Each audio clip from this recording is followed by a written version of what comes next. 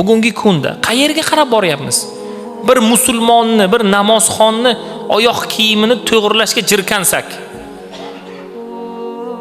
unga bitta navbat berishlikka iljaysak, masjiddan chiqib ketayotgan vaqtda yo'llarni tirband bo'lishligiga sabab bo'lib birovlarni mensimasak, kim bo'lishligimizdan qat'iy nazar, mashinamizni rusumi qanaqa bo'lishligidan qat'iy nazar, birodar, qayerga qarab boryapmiz biz? Alloh taoloni o'zi har birimizga tavfiq bersin. Shuning uchun Alloh taolo Qur'onda nima deyapti? Allohning masjidlarini faqat Allohga va oxirat kuniga iymon keltirgan, namozni barkamol o'qigan, zakot bergan, Allohdangina qo'rqqan insonlar obod qiladi. Ajab emaski, ana o'shalar hidoyat topguvchilardan bo'lsalar deb Alloh taolo Tavba surasida marhamat qilib aytayapti.